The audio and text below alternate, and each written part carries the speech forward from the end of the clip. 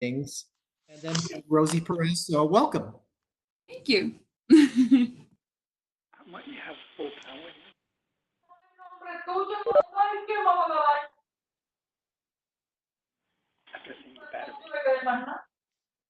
And who's that needs to mute? A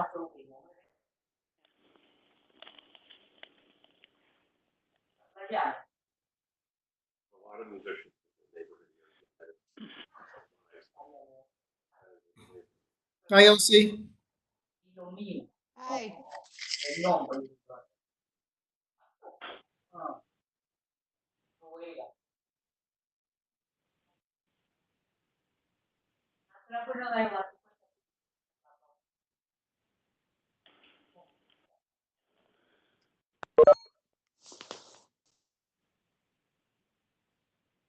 And did someone just join us?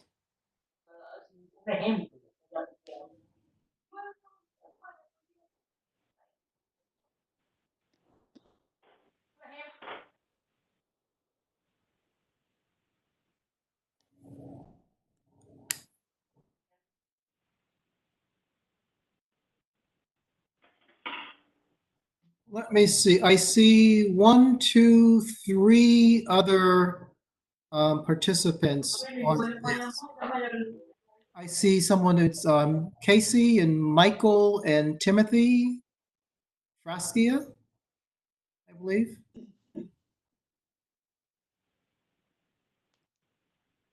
Are you able to unmute yourself and say hello?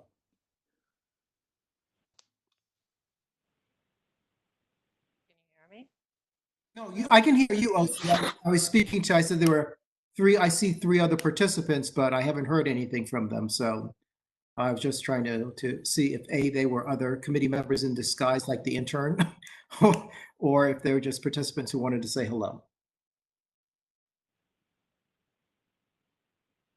They're working on their snark. Snark, va bene.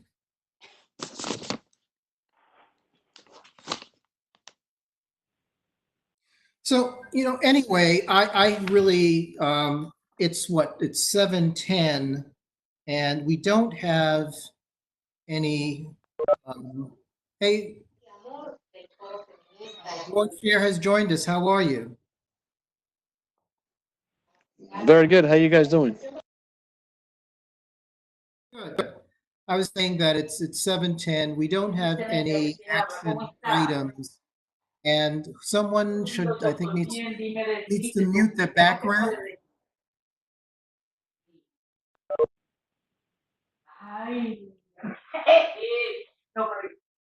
Okay. Anyone who's not talking should mute their microphone because we have background noises and it's not fair to the rest of us. Thank you.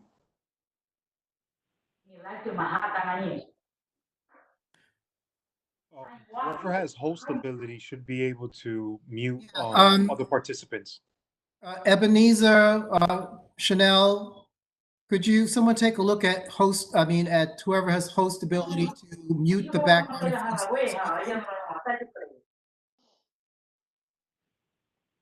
Which background you're hearing? Everybody should be mute and only mute when you need to talk.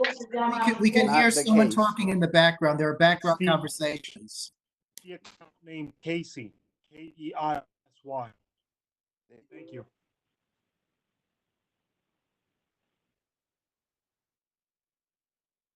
Okay, can you hear me now?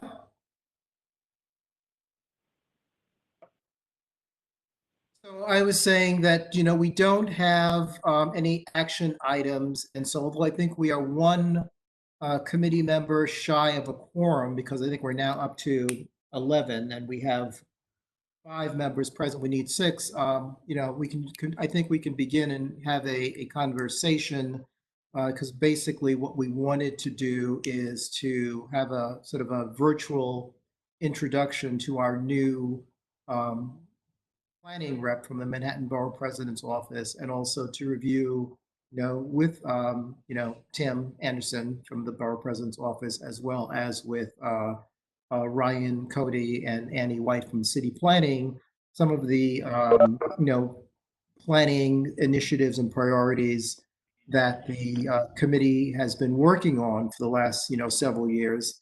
And also to review, hey, Chris Ventura, you just made quorum. So to review with some of the new committee members as well, the BSA application the committee discussed in February for the Washington Heights and Inwood Music Academy Charter School, that the Traffic and Transportation, Health and Environment, and I believe Youth and Education committees are or should be, meeting with representatives this month to review those non-land use items. And then they will come back to Land Use Committee in June for us to act on it formally. But there were a number of studies that were still underway that impacted those committees more so than they impacted land use, that we thought it was just fair to have those committees get an opportunity to speak. So with that, first of all, I want to once again welcome Rosie Perez as a new committee member. There are a couple other new committee members, but they are not with us on this meeting. And, they are Carolina Charles, Naisha Diaz, and Domingo, who did join us for the last two, but isn't with us this evening. So at some point, maybe in June, we'll have all committee members present, but, we'll keep it moving. Tim Anderson, we have not met. I think at either the executive committee or the general meeting, I received an email from Natalie indicating that he would be the planning staffer from the borough president's office who is going to be the rep to CB 12. I traded a few emails with Tim, and I pointed out to him some of the things that the committee has been looking at, and I shared that information with the committee. But just to summarize, I pointed out, of course, there was the resolution that we passed concerning the Inwood rezoning. There was a resolution we passed several years ago, actually at the Department of City Planning's recommendation, calling for them to undertake a district-wide contextual zoning action. And I would add to that, they asked us to identify the area where they should begin, and we did that as well. There is the district-wide neighborhood planning study and land use study that we worked on about 10 years ago with City College. And it's probably about time for us and some, the borough president's office to bring on board some expertise to help us refresh that 10-year-old study. There are various resolutions that were passed by CB12 supporting historic designations throughout the district and urging LPC to take more seriously and to pursue historic preservation throughout the district. And also there were, repeated capital budget priority requests for the city to identify vacant city-owned lots that are available for development and to package them in an RFP for scattered site affordable housing and to allocate capital funds to make, in fact, those developments, feasible and move forward. Those are some of the things, Tim and Annie, and for that matter, Rosie, that, we've discussed over, the last several years. I think the Inwood rezoning is the more recent, but some of these, as I point out, we've touched upon, repeatedly. Steve Simon has just joined us. Hi, Steve. And I think they continue to represent priorities that are in the interest of the community and are, priorities of the community board. So with that, Tim, why don't I let you introduce yourself to the committee that now has a quorum, and we can have a sort of a informal conversation from there. Sure. Well, hello everyone. My name is Tim Anderson. I am the new land use planner with Gail Brewer's office. So it's a pleasure to meet you all. And Wayne, thank you so much for the introduction and for the email, kind of getting me up to speed on these projects going on in CB12. I have been on board for a little over a month now, so a lot of what I'm doing is just kind of getting up to speed on current projects, not only in CB12 but also CB9 and CB10 as well. So I have been trying to keep as up to date on the Inwood rezoning, in other the other land use studies that are going on. Actually, City College is my alma mater, so it was good to start to get through that study a little bit. But I'm happy. I'm here to listen, participate as needed. I'm happy to answer any questions if there's anything that requires my attention. I'm happy to direct it that way, and happy to be aboard and happy to be working with you all. Thank you, Tim. Committee members, and I see that Ryan Cody from the Department of City Planning has joined us as well. Do committee members would like to introduce themselves to, to Tim and, pose any questions, comments? Vivian, Hi, so am I unmuted or do you unmute me? I can hear you. All right. Tim, I'm really happy to meet you, and I'm also happy that you have the spread of community boards to be in charge of. My current concern, and I'm hoping that the current crash will undo it, is a building that is slated to be built at 28 stories that falls under CB9, but will affect those of us in CB12 on 153rd between Broadway and Riverside Drive. It's where the old Verizon garage was. And all I can say at this point is please keep your eye on it because it went from one developer and then was sold to another just before all this COVID stuff hit. And I don't know when construction of things like that will happen, but I would love to have it not be built. And I'd love to have someone keep an eye on it because it seems like grossly out of proportion. And if you think about what it'll do, the 157th Street and Broadway subway station to have that kind of bulk, it's just terrifying. Thank you so much. I actually did have this on my radar. It actually came up in a CB9 meeting a few weeks ago. So I am keeping that on my radar, and I will definitely let you know if I hear anything.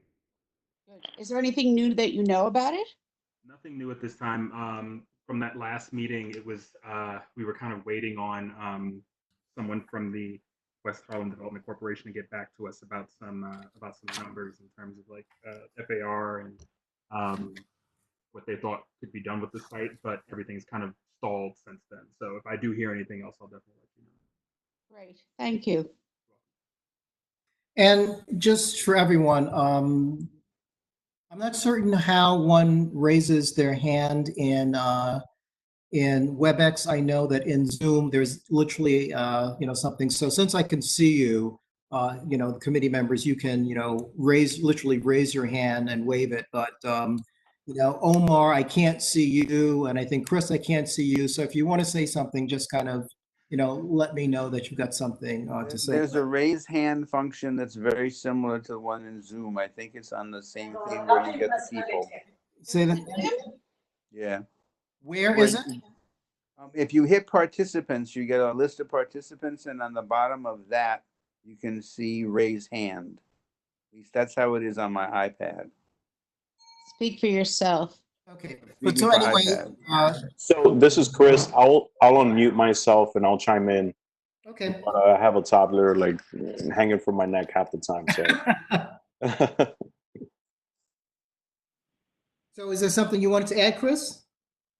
no, I was just saying that whenever I do have a question, I'll just let you know, I guess. Okay, and Tim, Chris Ventura is the vice chair of the Land Use Committee, in addition to being someone responsible for a toddler hanging around his neck. Nice to meet you, Chris. Also, Nice to meet really you as quick, well. Carla, I see your comment. I'm sorry, I've been battling with my microphone for some time. So if anyone has any trouble hearing me, please, I'll be keeping an eye on the chat just in case. Other committee members have comments or introductions for Tim Anderson? Yes, I have a question. I see OC and then I see Steve. So OC, since you started speaking, please go ahead. Okay, I have a question about there is a lot that I think it's now on sale on 9th Avenue. You're not very clear. You're not very clear. Can't hear me? Now, No, I can't. Okay, that's better. question about the lot on Still having some trouble hearing you. sale. Have any information about it? Because the article about it a few months ago, and We're having trouble hearing you, OC. I don't know what the audio issue is. I will try again. That's better. Talking about the lot on 9th Avenue and 218th Street that is come on sale, I think a few months ago. And it was presented as a building that can be up to like 10-story building. Okay, what's your question I or? just wonder if there is any information about that. Back to what zoning. Yeah, I think it would help both, Tim, Ryan, myself in general, if you would email the specific location and we can, follow up because I guess unless it's a project like the one that Vivian just mentioned that, like CB9 is looking at. I do know that Martin Collins forwarded a real estate ad for a property for sale that had in the text some reference to the Inwood Special District zoning. And I forwarded that to, I believe, both Ryan and Tim to ask if it was accurate, because if the Inwood zoning is no longer in place, how can there be the special zoning district? So is that the same lot, or are you talking about something else? I don't know if it's the same lot. Okay, so I would think that if you could forward some information, we can then look more specifically into what you're talking about. And in the meantime, I could forward to you the ad that Martin sent to me, so you could see if it's the same one. Steve?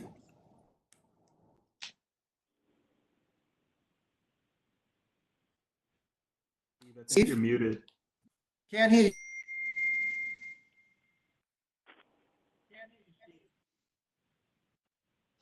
Steve's mute.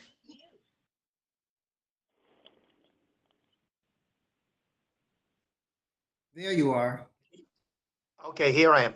Is Tim on video? I don't see him. He Not does, on video. he's not on video, but- no. I don't Oh, see you either, Steve. Oh. He's an invisible man. Okay. He's incognito. Incognito. All right. So we still haven't actually met him. Okay.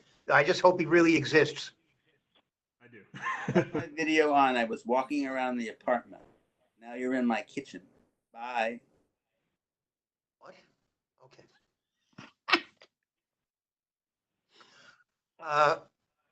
Okay. Is it back, Tim? Yes. This board passed a resolution. Maybe it's a couple of years now, or at least a year and a half, concerning a vacant lot that's owned by John Katsimatidis, where St. Nicholas Avenue and Amsterdam run into each other at 162nd Street, between 162nd and 163rd Street.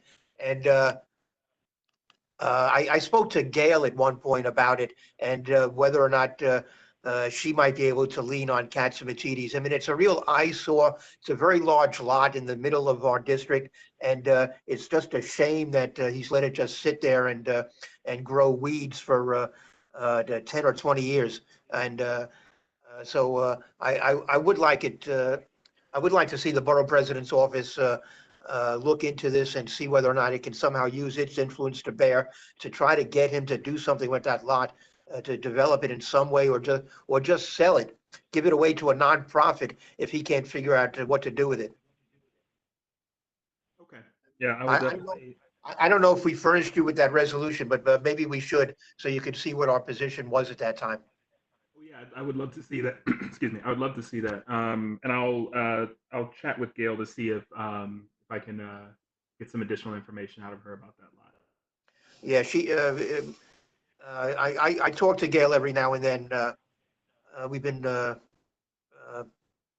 personal friends and colleagues for close to 40 years. So she may not recall actually talking to me about it, but we did have a conversation at some point. And let me ask you about the proposed building on 153rd Street. Is that 28-story building? Could it possibly be as of right? That doesn't sound as of right to me. Let me take a look. Are the people at Board 9 concerned about it? They are, and they were looking.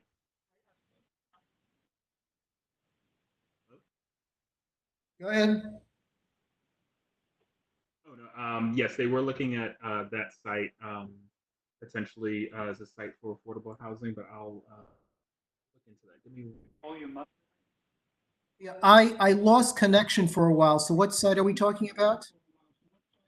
I just asked again about the one that Vivian brought up at 153rd between Broadway and Riverside, because it's going to be a sore thumb in the middle of the community, and it's we're all going to see it in our line of sight. And so will the cemetery be ruined by its existence. I mean, the dead people will come back to life? They'll support our position.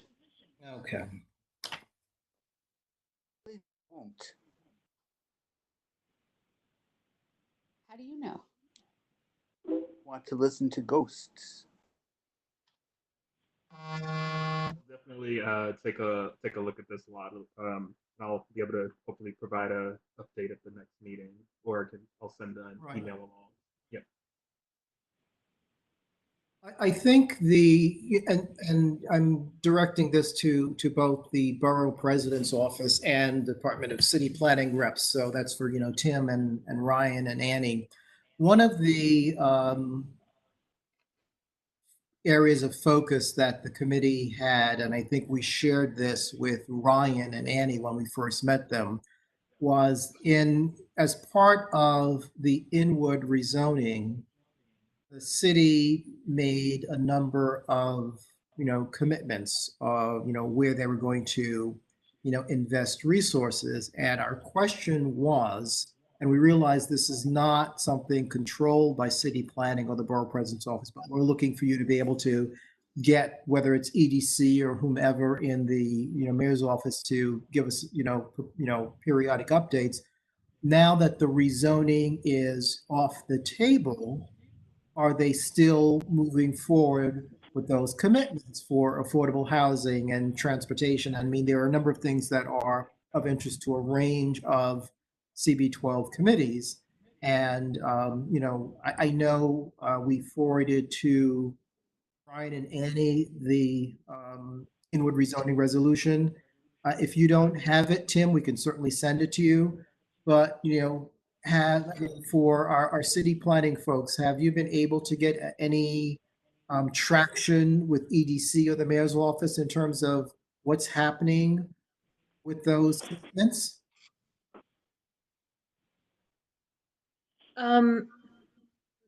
Ryan, I can take over. Let me see if I can turn my camera on. So this was all pre-COVID, but I did reach out to both City Hall and EDC, and they were kind of just asking questions like, are there specific agreements or agreements they wanted follow up? Kind of explained it's really just, you guys are looking for an overall response. So I think obviously the commitments that are tied to specific projects are on hold, but the messaging that I heard from City Hall is that they still intend to move forward with those commitments. I was having these conversations with them kind of right before COVID was happening, and so to be honest, I just haven't followed up since then. But now that I think it's a reasonable timing to go back to EDC and City Hall, and if I think it would make the most sense to have a representative from either one of those come to a land use committee meeting, rather than kind of, city plan it, like let's just have them speak for themselves. I think that they wouldn't be able to comment on, specific, specific projects that have to do with the rezoning, but the overall commitments. And if there's, specific ones that have to do with housing or other agencies like PD that would have to get involved, it would be great to kind of have, have the agencies that are responsible respond as well. But EDC should be able to, lead that conversation. So this is a very long-winded thing to say. Yes, we've made those contacts, but we kind of need to follow up now and hopefully, get some response. And now that you all are, we know that you're meeting. Potentially, this could happen, virtually as well. Yeah, actually, what might make sense, and I believe I raised it at the January or February general meeting, is for individual committees to look at the list of commitments, to focus on those that relate to their committee, and then highlight, some priorities for the committees to get updates, because not all of them relate to land use. Land use took the lead in pulling together the 12-page resolution, and also pulling together input from various committees. But if traffic and transportation wanted to speak about, those items that are of importance to them and get a sense of, how priority items are being addressed, I think it'll be perfectly fine for, EDC or for whomever to go directly to TNT to talk about that. And I think I raised it, with the committee chairs as part of my report, at the beginning of the year. I don't know if anyone has reached out to the mayor's office or EDC, and if they did, it probably got backburnered in the midst of, all what's going on. But I think that's a point to raise once again is, if we want, sort of committee specific and detailed updates, it's best for the committees to, focus on a few key things, because not everything was going to happen at once. It was going to happen, I believe, over a 10-year period or more, and find out, well, what's happening now and what are the plans for moving forward with others. Yeah, this is Annie. I think that makes a lot of sense to do it by committees, and it would also help, the agencies focus on, what the relevant items are to them and be able to respond. So I think that's a good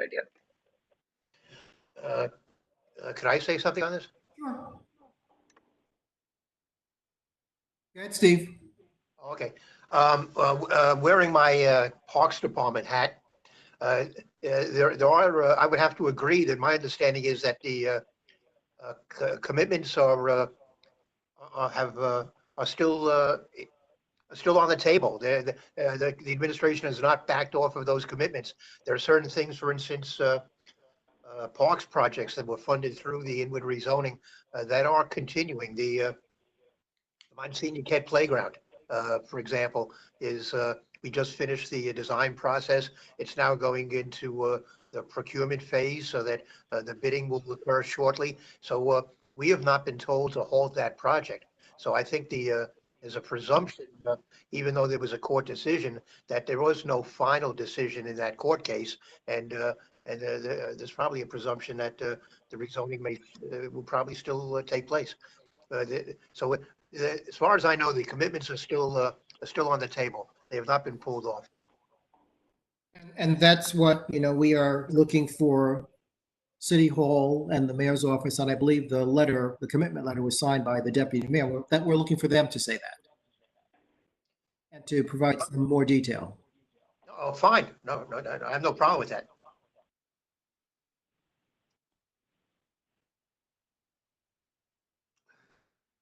Other questions or comments on the Inwood rezoning commitments? Because last time we discussed it, there was, quite a bit of concern and interest. Or, are we comfortable with the approach of, once again, having our fellow committees focus on those commitments that pertain to them, and, structure their individual follow-up. Well, has there been any further discussion about the community board forming a task force to deal with the inward rezoning commitments? That is probably a question for the chair of the board, not of the committee. Wayne, I think that the last time we discussed about those, I think there are 89 commitments, we said that city planning will come back to us. Oh, see, you're breaking up. Say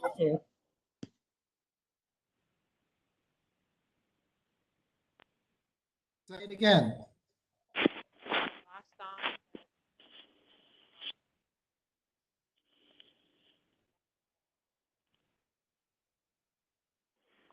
Your sound is gone, completely gone. Sorry. this WebEx thing, it's like. the Now we fire. can, when you hold it up to your mouth, we can hear you. Hold on a second. Can you hear me now? Yes. So when we discussed about those 89 commitments last time in person, when we had a meeting, we said that the city planning should come back to us every month, projects, with update on a few projects, even if they're not happening, to tell us exactly where they're standing right now, and those that are happening, where they stand. So far, this was over 6 months ago, and we didn't hear anything from city. Right, but what city planning explained at that time is the commitments are not under the purview of city planning. They're not driving any of those projects. And what we asked them to do for us was to coordinate with the city agencies that, have jurisdiction, and to get them to coordinate with us, which is why we're referring to EDC and the mayor's office. And what Annie White from City Planning said, they've begun the interaction, with City Hall, City Hall and or EDC. The response have been, are there specific commitments, that we are interested in? And it was explained that we were looking for something that's more comprehensive. And, Right, but that activity got a little backburned because of COVID. And so it is going to pick up again. And what we're saying now, that it doesn't make sense necessarily for city planning to keep coming back to land use, giving us updates. The commitments cross multiple committees. The committees and the committee chairs need to take responsibility to identify those items that pertain to their committee's jurisdiction and to work with the appropriate agencies to get the updates. So allow me to disagree because of one big reason. City planning approved the zoning, and therefore they are the leading agency to come back to us with all the updates or non-updates, whatever they are. But And so OC, what we said, I totally get that. Let me finish my point. OC, but remember, this was not, and we questioned it from the beginning. This was not a rezoning effort that was led by city planning. It was led by EDC. I know, but they approved it. Who is the leading agency? The mayor's office? EDC. EDC is the lead agency. I mean, my point is, this is not new. I mean, it was an EDC-led initiative, and we questioned from the start, but it is what it is. The point is, we are staying on top of the commitments, and whether city planning is playing Henry Kissinger, getting the information, or whether we are saying, whether it's EDC or HPD or Parks, whomever is actually the agency in charge, let them give us a direct update, or not us necessarily, let them give the committee who has jurisdiction. There's no, in my opinion, there's no reason for Parks, Steve Simon wearing Parks hat, to give land use an update that should go to Parks and Cultural Affairs. Or there's no need for HPD to necessarily give land use an update unless they're going to change zoning to accommodate the development that they should give to Housing and Human Services. I get that. Those items that city planning, you're from city planning? I think anything that pertains to zoning and planning, we should get updates on. And there are plenty that pertain to zoning and planning. We are talking about it over 6 months. So far, we heard nothing. And if EDC has to come to the land use committee meetings on a regular basis, so they should be here. I think we've run that one in a circle. Anything else in terms of our, I mean, I outlined what I, off the top of my head, saw as the planning activities that the committee and the board has focused on in the last year or so that we want to make sure the borough president's office, the new planning rep is aware of, and certainly our city planning reps. Are there, and I forwarded that in the email to everyone. Does that, capture it in addition to the one that Steve Simon pointed out about the Catholic City site, or are there others that we want to make sure the borough president's aware of? And I think Vivian's raising her hand, but her hand is in the shadow. Oh, so the other thing I thought that they should know if they don't is what the resolution we passed about tall buildings casting shadows, keeping us from the ability to have economic gain from having solar panels on the roof.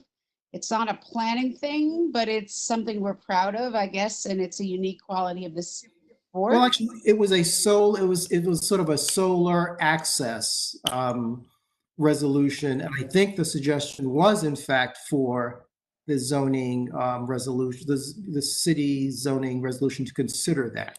So yeah, that's another one. I believe we discussed it with Ryan and Amy, but we have not brought it to Tim's attention yet. So Tim, that's yet another resolution. And I mean, and conceptually, and you were not at the meeting in March when the Municipal Art Society presented, their initiative on, fighting for, basically sunlight at street level. But I'm sure the borough president's office is aware of that. But we pointed out it reconciles very nicely with the resolution that the committee passed and the board passed, basically saying that there are any number of buildings that currently have ample sunlight at roof level that would allow them, particularly with changes in energy code, to generate energy from that, and the zoning resolution should take into account protections to prevent that sunlight from being blocked at the roof level. If I could add to that, Wayne. Sure. Thank you. The reality is, if you look at Washington Heights and, for example, the Lower East Side, there are acres and acres, square miles citywide, of buildings that are all the same height as one another, adjacent to one another, which don't cast shadows on one another. So all of these buildings are currently excellent candidates for the solar roofs that are going to be required by the new city regulations anyway. But if zoning, the current zoning allows people to block this light, then these people have their light stolen from them. And it was the contention of a resolution that this light is their right. And in fact, there's legislation in California, I believe, that was either proposed or actually passed that says exactly the same sort of things. So particularly because we're going to be demanding people create solar power. And there's one other thing, which is, I think, apropos also. The new roof regulations either require, well, for actually new roofs and stuff, or, well, anyway, there are two main things that the city wants. They want either solar roofs or green roofs. Now, it turns out for the kind of buildings we're talking about, the ones that have bearing walls that are about 5 or 6 stories high, most of those roofs cannot take a green roof because it's much too heavy, because there are tons upon tons of soil in a green roof and it has to hold water and whatnot. Solar cells are going to get lighter and lighter over time. So the likelihood that they'll be able to put solar cells on their roof and not have to reinforce the building. That's more and more the case. But again, we must protect their sunlight, or else the whole point is moot. Thank you, Wayne. So Tim, I was going to say that you can reach out to the office and ask them to send you these, but I can also go through my my files and send you copies of the resolutions that I have, because you may get them more quickly. They will not be on community board letterhead, but the text would be exactly what's on the original. So that will give you a lot of reference information. Okay? Thank you. Wayne, would you have sent him the resolution we did years ago about contextual zoning? Sent Tim anything yet. All I pointed out in the email is some of the things he might want to look at, and suggested he could get them from the office. It's Ryan and Annie, who I believe we met with months ago, that may have received some reference information from the office, but that's an assumption. So let me ask Ryan and Annie, have you received any of those documents from the office yet? I certainly have. I believe Ryan and I now have all of those in a shared folder, so he should have them too. After my first meeting, we received a kind of slew of information, so we do. That's correct. Perfect. Yep. So I will also reach out to Ebenezer and ask him to share those information with Tim. And let me ask, the planning study is rather long document. So do you have that in hard copy, or did they refer it to you from the website? I have it from the website. Okay, great. Because it is still there, and so all of that information. But as you can see, it was finished, I believe, 2007. So at this juncture, it's more than 10 years old. I think it was the first comprehensive planning study done for Washington Heights and Inwood. And I think it would be valuable for us to, more than a decade later, update it. And I think some of the issues would be the same, and some may have changed.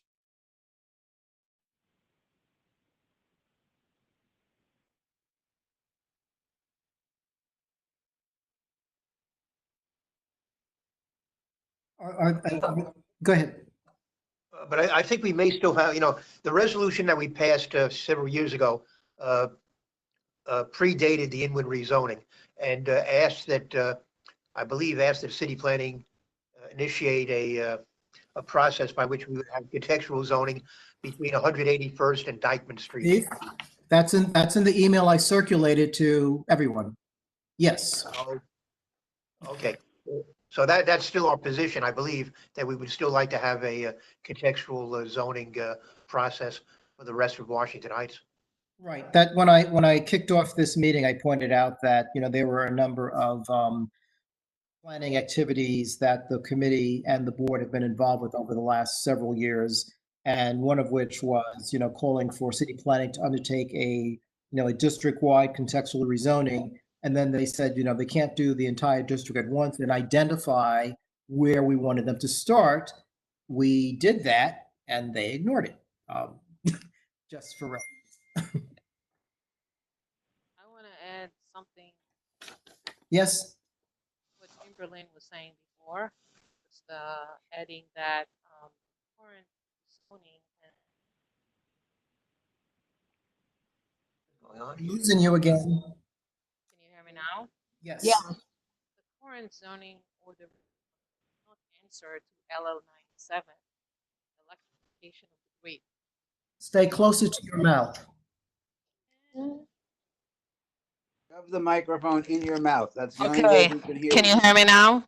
Yes. Okay. What I want to add to what Jim was saying before is that the current zoning or the rezoning does not answer to LL 97 or the electrification of the grid. So it will be nice from city planning to come back and say, hey, this is our thinking about how can we answer to LL 97. I don't, can you explain what that means? What? Local Law 97, the new energy reduction that we all going to have to start working on starting 2024, 2025, 2030, 2040, and 2015, which will have to get completely off any fossil fuel. So, Steve, this is actually something that you should really look for answers. But I'm just looking in terms of what Jim was saying in terms of solar panels and using the roofs and the the right to sunlight in order to add to some electrification. We know that the current grid that's coming from upstate is not ready for electrification, and especially for commercials that's supposed to electrify themselves in 2040 and all that. So it will be nice to hear what city planning, how they're going to answer to that. So let me rephrase what I'm hearing you saying. I think what you're saying, and I think it's an interesting question, is what are the zoning implications of Local Law 97?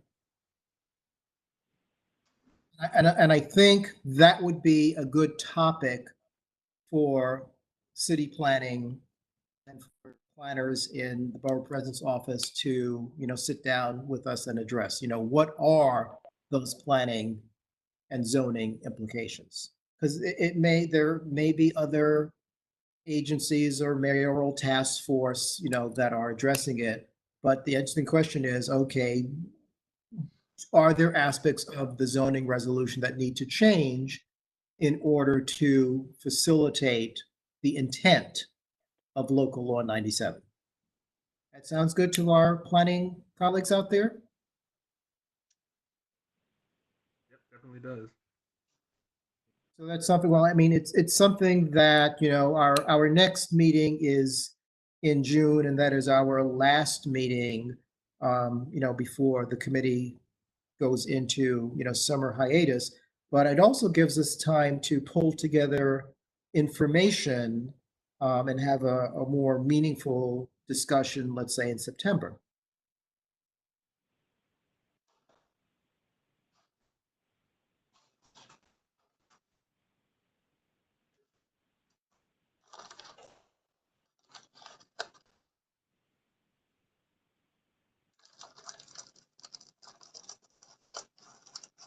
Are there other points concerning the committee's planning activities and priorities that we want to make sure Tim and Ryan and Annie are familiar with and are on top of?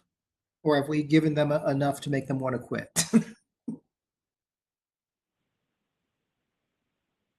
Okay, well, hearing none, let me just shift topics for a second and talk about the BSA application for the, the Washington Heights and Inwood music school that we discussed in February. But before you go there, can I ask Ryan a question? Well, sure. That's why I asked if anyone else had a question, and you were silent, Steve. Yeah, I know. Rummaging. He was rummaging for us. Ryan? Yes. Did I see your picture in a newspaper recently that you won a race? That sounds great. I'm not sure it really happened. Oh, no? But that sounds fantastic. So I'll take credit for it. Which paper? I don't know. I know I ripped it out and now I can't find it. Let's just say it's me then. But are you a runner? So it depends on the day. All right. Well, evidently that day you were running somewhere. Okay. Well, I appreciate the congratulations regardless. No, yeah, I should be congratulating you. All right. When I find it, I'll let you know. Thank you very much. Yeah, that's important. I'll work on the EDC commitments, and you work on that, and we'll have a deal. Okay. Okay. Fair enough. So shifting to the BSA application. As this, and I circulated the minutes again because it was a couple months ago that we discussed it, just to refresh everyone's memory. From the land use perspective, this is not something where they're coming to the board because they need more, FAR, or they need, more bulk. It is a use issue. And actually, this goes back to another resolution that the board passed years ago, where we noted that the C8 zoning districts are sort of focused sort of heavily and primarily on sort of automotive uses and do not allow any residential or commercial or educational or cultural uses, all of which are things that are, of need and of interest, to Washingtonites and Inwood. And we asked city planning to look at them. We identified all of the C8 districts, C8-3 to be precise. And this is one of those C8-3 districts. So they're coming to us because in order to put a school in that existing structure, they need a Board of Standards and Appeals special permit to put a school in there. It's an existing building. The bulk is not changing. It appears to be a 4-story building, but as we learned, it's actually a 3-story building. And the 4th floor is open, parking, but from the street facade, there is a full facade screening that. So from the street, it appears to be 4 stories. The existing building is really only 3 stories, but as part of the renovation, the rooftop parking will be enclosed. So it'll be a real 4-story building. The floor plans were shared with us, and I emailed that around to everyone else again so that you have them. And we referred after, conversation about the, traffic impacts and the environmental, report, and the studies for the traffic and the environmental were not finished in February. We referred them to, health and environment for, more focused discussion on the environmental report, and to traffic and transportation, more focused discussion on, the traffic.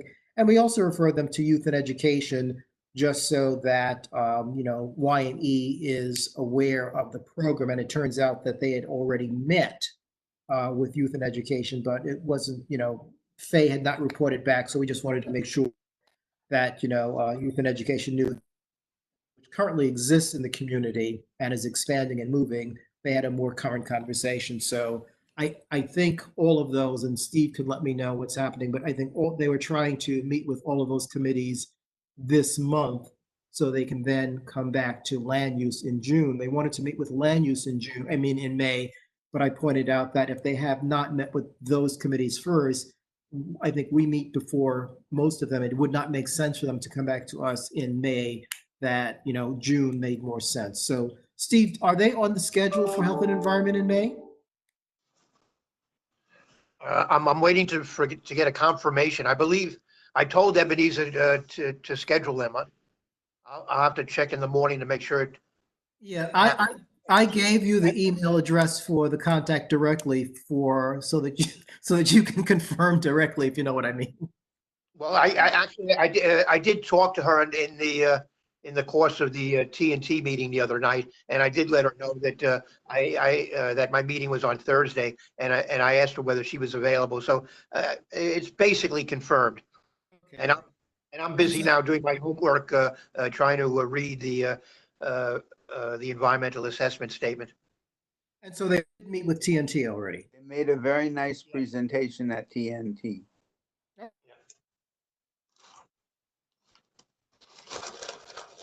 About youth and education, but the critical ones were, TNT and health and environment, and it sounds like they are moving forward with those meetings.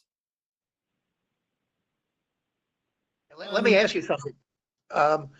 As I'm reading this environmental assessment statement, they checked off yes to a question of does the proposed project site or adjacent site contain any architectural or archaeological resource that is eligible for or has been designated as a New York City landmark, interior landmark, or scenic landmark that is listed or eligible for listing on the New York State or National Register of Historic Places, or that is within a designated or eligible New York City, New York State, or National Register Historic District. Why would they have checked off yes? That's an excellent question for him that you asked them. It could be that the building itself is eligible, and if it is, that's great because the architectural approach they've taken restores the facade. Yeah, okay. I would ask them that question, or if you want to email it to me, I will ask them that question. No, I'll get a hold of them. Either I'll talk to her before or at the meeting itself. Okay. So Rosie, you were the only one, I think, currently on the call who did not participate in the meeting in February. Did you get a chance to look at the minutes from February and the floor plans? Anything? I have not, but I can check that out right now. Let me open up the. I was going to say, I mean, I'm not rushing you to sort of get a comprehensive look. If you go through them, if you have any questions, you want to email me directly, please feel free. Okay, sounds good. Yeah, and then they will be coming back to us in June, so you can also have the opportunity to speak to them then. Okay, perfect. Thank you. I'll go through this.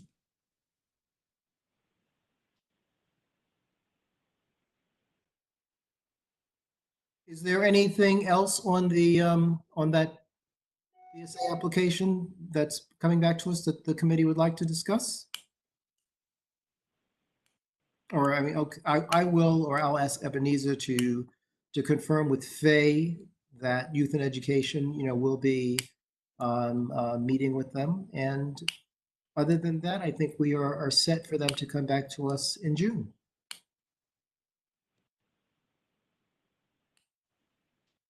Can you hear us? Is it Casey? Can't hear you. Can you hear me now? I can hear you now. Oh yeah, I've been a participant for the past 3 years, and I'm part of the Northern Manhattan Not for Sale Coalition. Yeah, Casey, what's your full name? Casey Duran. Okay. Yes, I'm a participant, and just a long story short, I attended the meeting for the March meeting for the land use, and for some reason I ended up in Fort Washington building, New York Presbyterian, and it was moved to Alianza building, so I was unable to attend that meeting. And then I called TB12 office to see where I could get the minutes for that meeting. He told me to go to the website. I've been checking for the website for the past 2 months, and it hasn't been uploaded, the minutes for the land use. The last one I've seen was January on the website. So how are they doing the minutes, and B, how can I obtain? Well, yeah, they are doing the minutes because I did them. Chris Ventura and I. So the office has them. I will check with them to see why they are not posted, because they should have at this juncture January, February, March. We did not meet in April. January, February, March are all done and approved.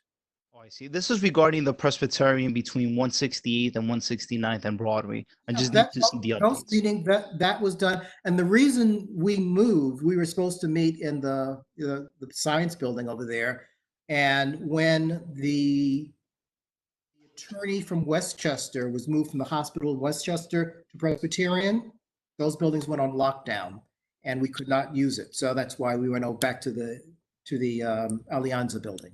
I see. So should I just go back to the web? Should I go back to the website a few weeks to see if it's uploaded, the minutes? I know. I would call the office or email the office tomorrow and say that you participated in tonight's land use committee meeting and you were interested in getting the minutes, and you were told that the land use committee completed their minutes, submitted them, and you would like to get a copy. Because they were available for distribution at the board meeting.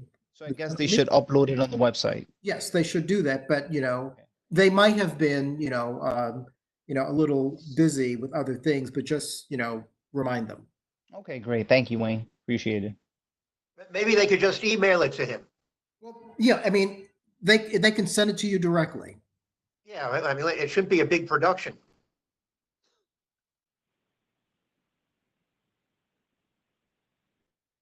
Okay. Okay, great. Thanks.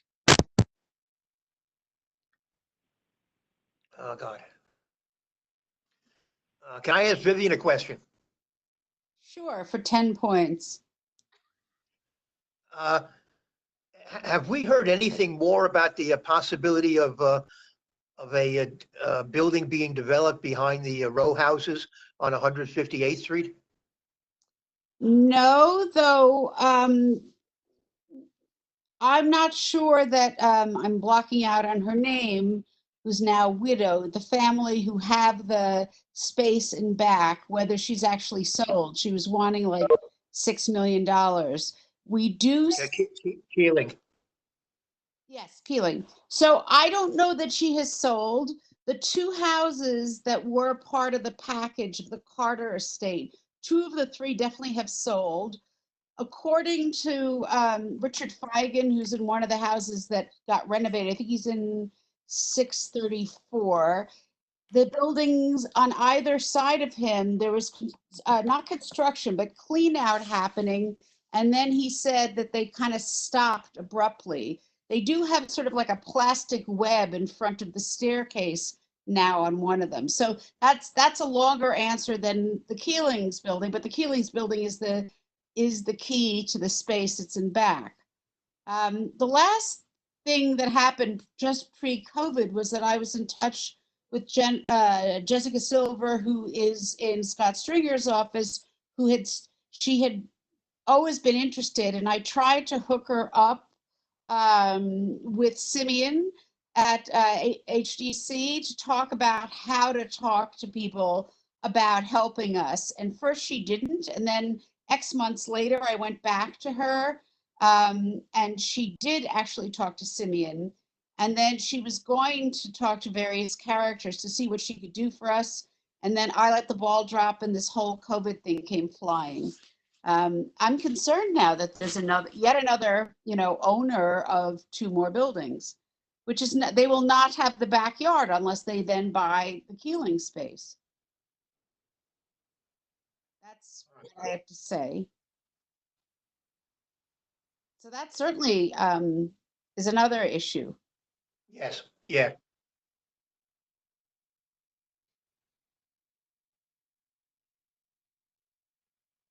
So I don't know, Wayne, was that on the list of things that you also referred to Tim? No. Well, I mean, we were looking at that as among the various historic preservation initiatives that we were looking for LPC to support. Whether private owners, do or do not sell property, we, can't prevent.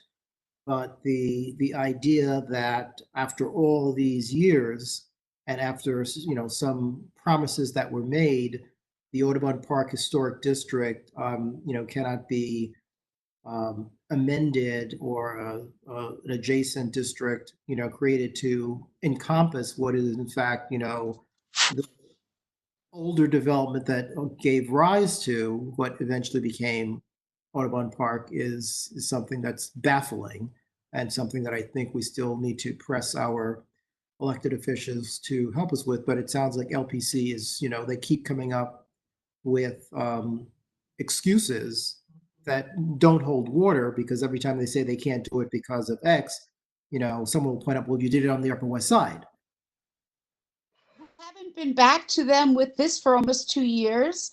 It's also, I mean, not only, there's a 1930 something map that I emerged in our apartment that has it on there, that it is part of Audubon Park Historic District. So it's not even gave rise to, it's a piece of it.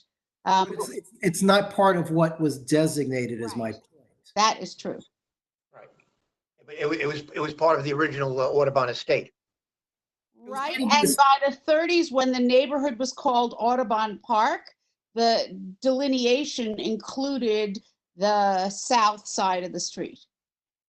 Okay. What was the address on that again? These are the row houses on West 158th Street, basically west of Riverside Drive, going down the hill to the Henry Hudson. And just for background, when LPC designated Audubon Park Historic District, I believe in 2009, they designated the larger apartment buildings, and they did not include the row houses that touch that district on 158th Street. And their argument was they had a couple of arguments, one of which is when you look at the district from, let's say, Edward Morgan Place or even from Riverside Drive, proper, you don't see those row houses. And in terms of creating a sense of place, which you can see when you feel that you're in the district, that's one of the things they use to determine the boundaries. But I think the more critical thing they admitted is they did the research on the apartment buildings, and as a matter of fact, a lot of community residents did the research, and so they were in a position to move forward with the designation based on the apartment buildings. If they had to stop to do more research on the row houses, the designation would not happen. And it seems that the Bloomberg administration was, as it was going out, was interested in getting this done. The other thing they come up with, in more recent years was, they don't designate sort of individual rows of buildings, which it was pointed out it's not true because they did it on the Upper West Side, and that the buildings are so architecturally different from the apartment buildings. And what we pointed out, and I think if you check the resolution the board wrote, the architectural significance was one of the considerations, but the other consideration was, and with landmarks, it could be architectural, historical, or cultural. And this hits a couple of bases because it was the northward extension of both the number 1 line and Riverside Drive, which drove, so to speak, the urbanization of the area that we're in now. Because if you look at the Manhattan grid ends at 155th Street, and it would assume this area up here would forever be country. And so part of the designation we're looking at is that sort of that history of the northern expansion of the island of Manhattan to cover all of it. And those row houses were actually the first step in that urbanization. They came before the apartment buildings. And we're saying, if you're looking at it from a historical context, how can you leave out the older buildings that were the first step in going from, individual estates to, urbanized development that take advantage of, density that can be sustained by a subway by being able to drive up here. But LPC keeps coming back with, well, we can't. But, if you look at it, and we can send you, lots of, hard work that was done to document it, there are a lot of arguments that, can be made for why, that little piece that was left out should be included. Yeah, please do. I'd love to see what was.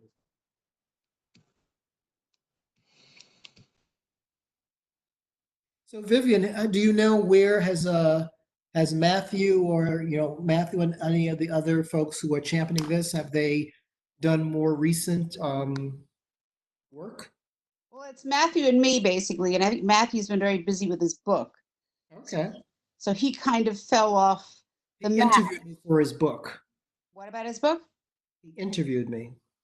Well, then it must count enormously. Of course. But anyway, so, the last thing that happened was me talking to Jessica Silver talking to Simeon saying to me, I said, yeah, but have we lost the fight because the final building on the street looks so different? He said, absolutely not. Don't look at it that way.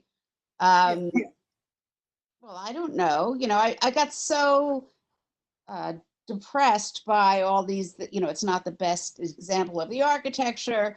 blah, blah, blah. On the other hand, the person who's the head of LPC who spoke at the last meeting at the, the annual HTC event, I thought was very reasonable and very smart and seemed like someone who might get this in a way that her predecessor did not.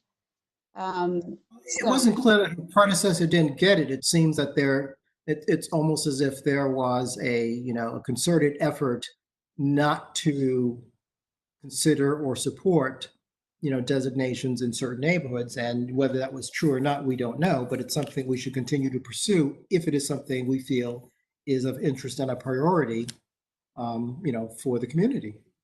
I mean, quite honestly, I felt odd doing it without Matthew.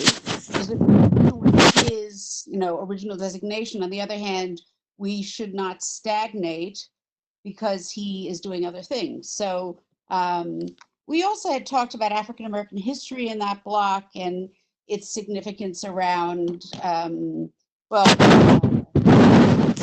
father, who's the assistant attorney general, and his efforts through Lincoln University to bring other people in. I mean, there was definitely, an ending in River Park, River Terrace and Dinkins. I mean, We're getting background from someone's, I think they're either touching their mic or running papers by their mic or something. Yeah, Tim should mute his microphone. Jim has spoken. I guess that, you could definitely continue to spin it other ways. So there's, do we really need to and spend the time with the work of spinning it, or is what we've said so far legitimate and we should come back to the same people who have a different I wouldn't use the term spinning it. I would say, and it might be useful to just to do an update that bullet points the various reasons why it is significant. And I haven't heard that much discussed about the African American history significance. I mean, the architecture we've talked about, Bolton, and sort of the link to Washington Heights, and the architects are the same architects who designed Macy's. And one of the original members of the land, the state scenic preservation. Right. But in terms of African American history, I don't recall much of that. So someone should bullet point that. We had a meeting, so yes. And Josette Bailey, who you may or may not have met, was definitely somebody who lived there from the 60s on and was able to help outline it. I mean, not to mention your Uncle Harold living there. Come on. Harold. I said Harold. Yeah. Well, actually, it might be interesting if for the June meeting, you could just, prepare a summary to discuss with the committee. Sure. Okay. Because once again, there are a number of new committee members who have no idea what the hell we're talking about. But it's interesting to take a look at because it's something that we might want to continue to push. It seems that there's a lot when it comes to the history of people in Washington Heights community that it's hard to get LPC to see the importance and the value, and it wouldn't be quite so hard if it was further downtown, and that shouldn't be the case. Correct. All right, I will take that on. How's that? Sounds good. Well, let's circulate the resolution that we already passed on the subject to bring people up to speed. Yeah. Well, I mean, I was going to send it to Tim anyway, so I'll send it to Tim and the committee.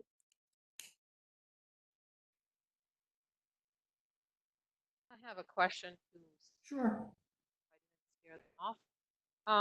In regards to the 30-story building on 207th Street.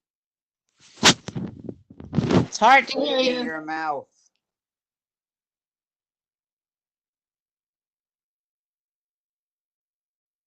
Hello.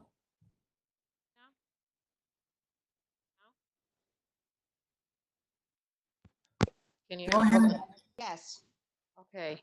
The question about the 30-story building on 207th Street. Is it allowed to continue on now that the rezoning was kind of, there is a under like in the court system right now? Hold on a second.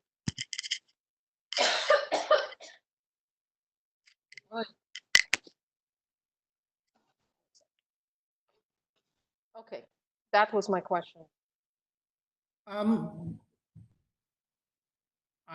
don't have an answer to that. I think, Tim, the background on that and what maybe you or Ryan or Annie could get back to us. There is a building that is proposed for construction that actually came to us not for zoning, but because the Public Design Commission had to act on, certain aspects of the exterior, landscaping because it was on public land. And I think that the height and the bulk was only doable based upon the new zoning. But the question is, with the new zoning overturned, can that building still proceed? And I think the question I asked when we first discussed this, several months ago is, what was the status of the DOB approvals? Because I think typically the trigger is if the building is approved by DOB, it can move forward, and if it's not, but I don't know. So if between the Borough President's Office and City Planning, if you could look into that and get back to us, and if you need more specific information, once again, I can send you the resolution. Thank you. I think the